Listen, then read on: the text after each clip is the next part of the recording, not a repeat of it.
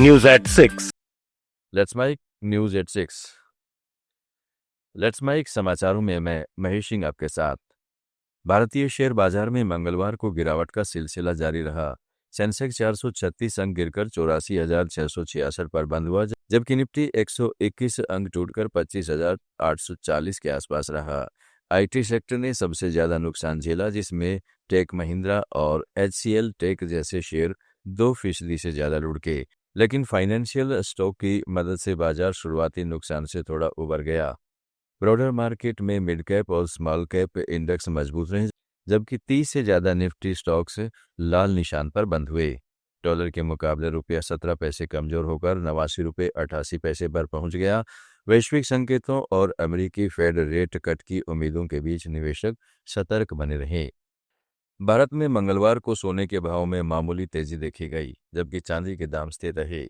प्रमुख शहरों में 10 ग्राम 24 कैरेट सोने की कीमत मुंबई और बेंगलुरु में 1,30,430 रुपये, दिल्ली और जयपुर में 1,30,580 रुपये तथा चेन्नई में 1,31,340 रुपये रही। 1 किलोग्राम चांदी के भाव दिल्ली में 1,90,900 रुपये, मुंबई और जयपुर में 1,88,900 रुपये तथा चेन्नई में इससे अधिक पहुंचे। वैश्विक बाजारों में अमेरिकी फेडरल रिजर्व की बैठक से पहले निवेशकों की सतर्कता के बीच सोना 13,043 रुपये प्रति ग्राम पर पहुंचा, जबकि MCX पर फरवरी एक्सपायरी का सोना 1,20,091 रुपये और चांदी 1,81,669 रुपये पर कारोबार कर रही है। विशेषज्ञों का कहना है कि फेड की ब्याज दर कटौती की उम्मीदों से आने वाले दिनों में कीमतों में बड़ा बदलाव हो सकता है। Let's Mike News at 6. Reserve bank की 0.25% रेपो रेट कटौती का असर अब सीधे होम लोन पर दिखने लगा है। देश के 6 बड़े bank HDFC bank, Punjab national bank, bank of Baroda, Indian bank, bank of India और बैंक ऑफ महाराष्ट्र ने होम लोन की ब्याज दरों में 0.25% तक की कमी कर दी है। नई दरों के बाद होम लोन की ब्याज दर 7.1% के करीब पहुंच गई है। आपको बता दें कि RBI ने 5 दिसंबर को रेपो रेट 5.5 से घटाकर 5% किया था, जिससे बैंकों की फंडिंग लागत कम हुई और अब इसका सीधा फायदा ग्राहकों को मिल रहा है। हालांकि ब्याज दरें आपके क्रेडिट स्कोर, लोन अमाउंट और टेन्योर पर निर्भर करती हैं। अगर पहले किसी ग्राहक की दर 8% थी, तो अब यह 7.25% हो जाएगी।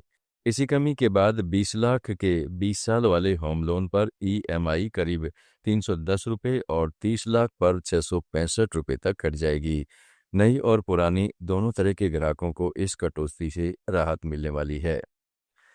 अदानी ग्रुप कर्ज में डूबी जयप्रकाश एसोसिएट्स को खरीदने की तैयारी में है। इस डील के साथ अदानी रियल्टी की उत्तर भारत के रियल एस्टेट सेक्टर में बड़ी और आधिकारिक एंट्री मानी जा रही है। डील से जुड़े सूत्रों के मुताबिक अदानी समूह को करीब 3,500 से 4,000 एकड़ तक की जमीन का नियंत्रण मिल सकता है, जो नोएडा, ग्रेटर नोएडा, यमुना एक्सप्रेसवे और JP स्पोर्ट्स सिटी इलाके में फैली है। इस सौदे से अदानी को हजारों अधूरे आवासीय यूनिट, प्रीमियम होटल, रिसोर्ट और बड़े इंफ्रास्ट्रक्चर प्रोजेक्ट्स मिलेंगे।